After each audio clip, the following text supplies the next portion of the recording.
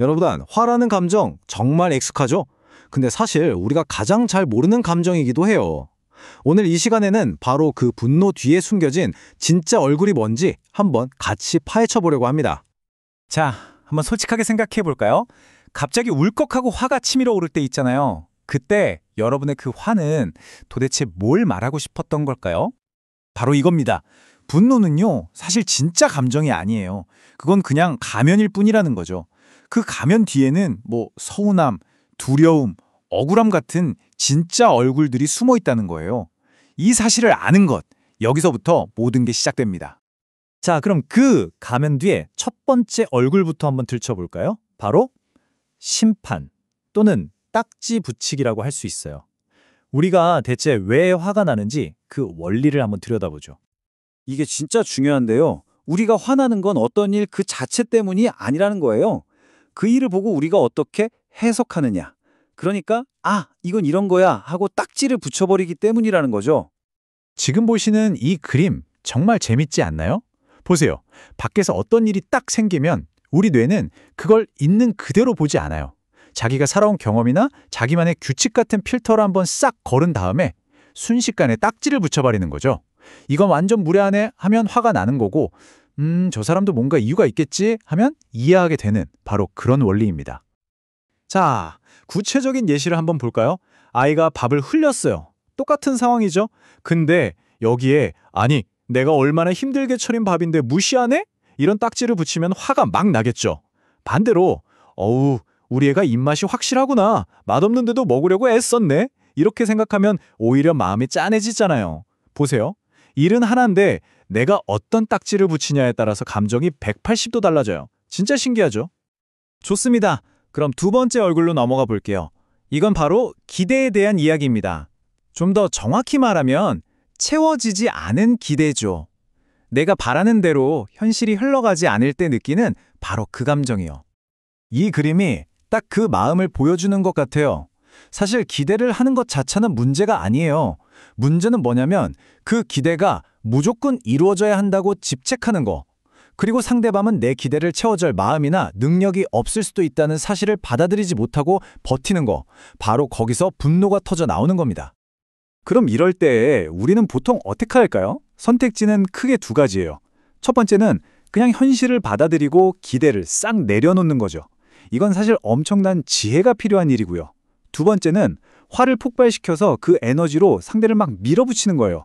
당장 내 말대로 해! 하면서요. 이게 단기적으로는 먹힐 때가 있거든요. 그래서 우리가 자꾸 이 방법을 쓰게 되는 거죠. 자, 이제 세 번째 얼굴입니다. 이건 어쩌면 가장 단순하고도 중요한 이유일 수 있어요. 가끔 우리가 내는 화는요, 무슨 복잡한 이유가 있어서가 아니에요. 그냥 내 에너지가 바닥났다는 신호. 딱 그거예요. 자동차에 기름 떨어지면 경고등 들어오잖아요. 그거랑 똑같습니다. 여기 보시면 아주 간단하면서도 핵심을 찌르는 공식이 하나 있어요. 분노는 뭐다? 외부 스트레스 빼기 내가 감당할 수 있는 힘. 그러니까 밖에서 오는 스트레스가 내가 가진 에너지보다 더 커지는 바로 그 순간 퓨즈가 나가면서 화가 빵 터지는 거죠. 근데 내 에너지는 왜 이렇게 자꾸 방전될까요? 생각해보면 이유는 한 세 가지쯤 돼요. 첫째, 나를 힘들게 하는 일이 너무 많거나, 둘째, 지금 이 스트레스가 진짜 너무너무 크거나, 그리고 셋째, 방전만 시키고 충전을 전혀 안 하고 있는 거죠. 여러분은 어떠세요? 그래서 이럴 땐요, 자꾸 밖을 바꾸려고 애쓸 게 아니에요. 가장 중요한 건 바로 나 자신에게 친절해지는 것입니다. 남 탓하기 전에 나 진짜 힘들었구나 하고 방전된 나부터 먼저 챙겨주는 게 순서라는 거죠. 자, 이제 마지막 파트입니다. 이번에는 우리 관계 속에서 나타나는 조금은 더 복잡하고 묘한 분노의 얼굴들을 한번 들여다볼게요. 여기 이 가면 뒤에 숨은 감정들은요, 사실 더 깊이 들여다 봐야 해요. 첫 번째는 나랑 좀 연결해줘, 내 마음 좀 알아줘 하는 외침일 수 있어요. 그 서운함이 화로 표현되는 거죠. 또 어떨 때는요, 걱정과 두려움의 서툰 표현이기도 해요. 예를 들어 아이가 갑자기 차도로 뛰어들 때 버럭 소리 지르잖아요. 그거 사실은 너를 잃까 봐 너무 무서워 라는 마음이거든요.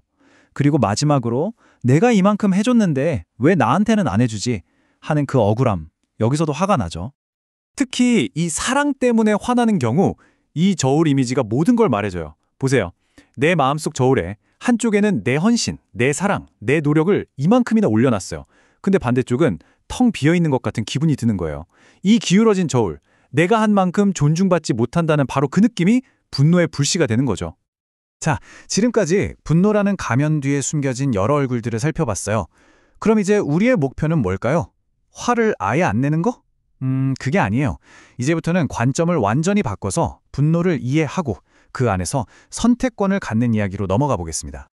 핵심은 이거예요. 우리의 목표가 화를 꾹 참고 절대 화 안 내는 사람이 되는 게 아니라는 거.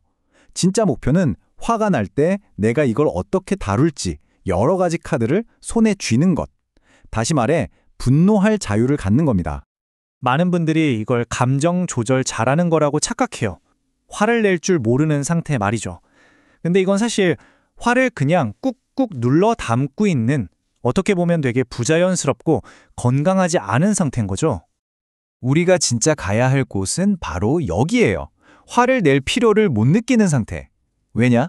내 감정의 뿌리가 뭔지 이제는 아니까. 굳이 화를 낼 필요가 없어진 거죠. 이런 내면의 평화, 이게 진짜 자유 아닐까요? 그러니까 꼭 기억해 주세요. 여러분의 분노는 모든 걸 망가뜨리는 괴물이 아니에요. 오히려 이쪽을 좀 봐줘 하고 나를 더 깊은 곳으로 안내하는 신호, 아주 소중한 가이드일 수 있다는 거. 우리가 그 목소리를 듣는 법만 배운다면요. 다음에 또 화가 확 치밀어 오를 때 딱 1초만 멈춰서 스스로에게 한번 물어봐 주세요.